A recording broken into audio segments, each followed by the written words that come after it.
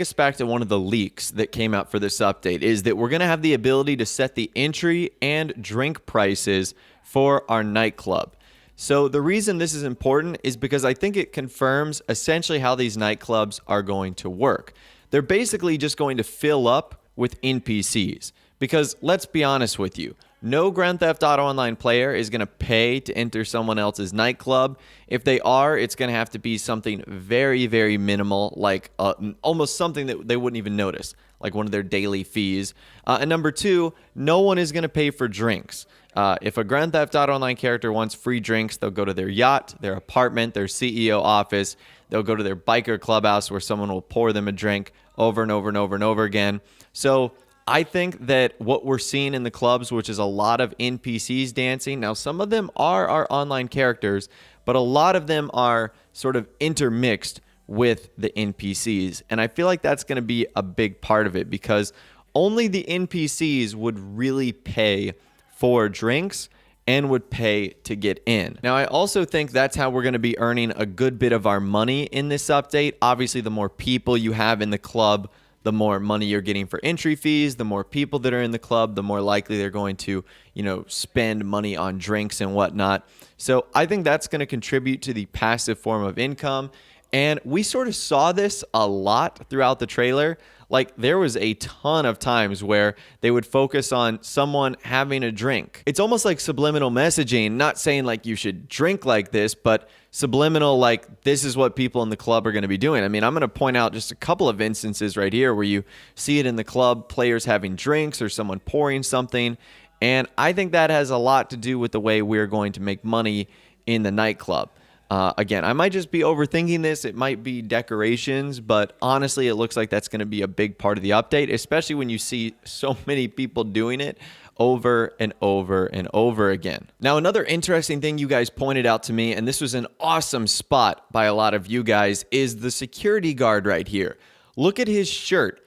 It has a SecuroServe logo on there. So does that answer the question what we're going to be branded with in terms of choosing CEO or MC business for the actual update itself? So I think this indicates that we're going to be more of like the VIP CEO rather than the MC biker business. I mean, it kind of makes sense. Nightclub has more of that like businessy vibe going on there. And the security guard on there has the SecuroServe logo, which we've seen typically with like the import-export stuff and also the finance and felony stuff. So that's a pretty good spot right there. It is actually something I did not notice at first. There's a lot going on in this scene right here, but that guy has a SecuroServe shirt on, which again, to me indicates that we're going to be more on like the VIP CEO side more than anything. Now, a couple more things I noticed from this shot. Number one, you guys pointed this out to me and it was kind of obvious. It's in like the foreground, but there's so much else going on. I really didn't notice it. And that is the security camera. So the one other property we have security cameras in is the bunker. And the reason we have security cameras in there is because it's exposure to the outside world, like how you leave, you're in like the middle of a field, pretty exposed, but also number two, how big the place is.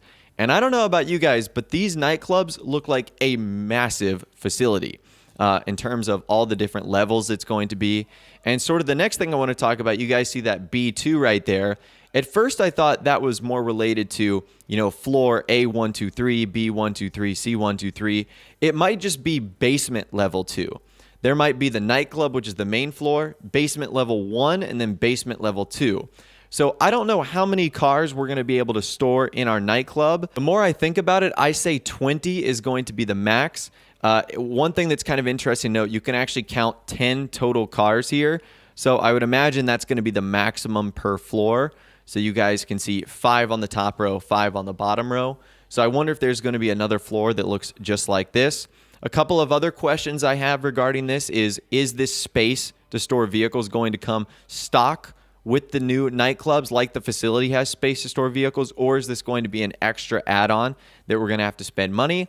And number two, is a place like this going to be as customizable as the nightclub? Like, will we be able to change the signage, the lighting, the floor design, etc.?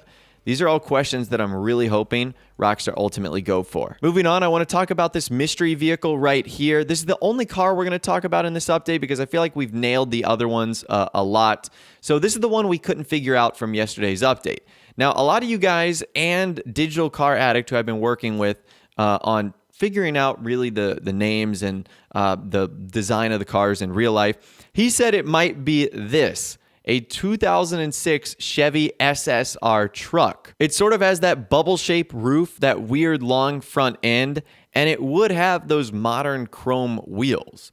So again, what do you guys think this mystery car is? I think that's a pretty good estimation as to what it could be right there. But like I said, I'd love to hear from you guys in the comments down below. All right, the next thing, this guy right here. A lot of you guys have been suggesting that this is Kent Paul. Now, if you don't know who Kent Paul is, he was a character in Grand Theft Auto Vice City and San Andreas. He's mentioned in GTA 5. And the reason a lot of you guys are saying this is Kent Paul is because obviously his English accent, he mentions London a lot, which of course would indicate maybe he's from London. And in case you guys don't know Kent Paul's history, he's a cocky youth from Kent, England. He works in the music business, but also claims to be a criminal mastermind. Well, isn't that perfectly convenient for our nightclub update? In the music business, but also a criminal mastermind. Now, what's also interesting is according to his GTA Wikipedia page, he's now living in Vinewood, Los Santos, and he also has a star on the Vinewood Walk of Fame. So is he now living in Vinewood and in Los Santos? Well, that would be convenient for this update. The only problem with that is he made appearances in Vice City and San Andreas, which means he's been featured in the 3D universe, which according to Rockstar's rules and logic would make it impossible for him to return in the HD universe, which is what we're in right now. Maybe there's an exception to the rule, just like how Laszlo is an exception to the rule, but I think that kind of rules out the Kent Paul theory here. But I still want to keep the conversation going with you guys. Who is this guy right here, and why is he so freaking important? He showed off almost more than anyone else in the entire trailer. Another thing to consider here is maybe this is actually someone from real life and not necessarily someone from the Grand Theft Auto series.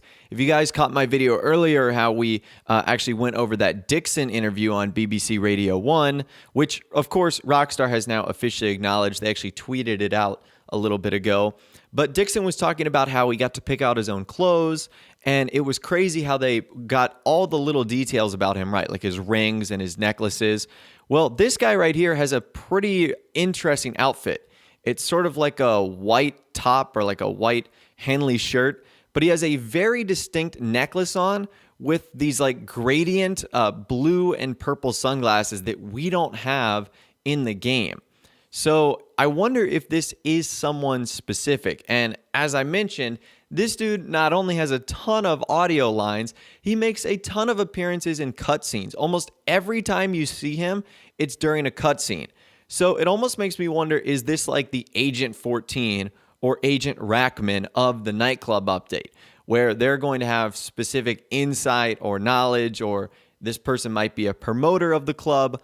That's sort of the vibe I'm getting from this guy. But like I said, definitely let me know your thoughts, opinions, and more on who you think he is in the comments down below. And the final thing I want to talk about, this is something I noticed, and I really wasn't focused on it at first. When Laszlo hugs Tony, it looks like this is before the nightclub becomes completed.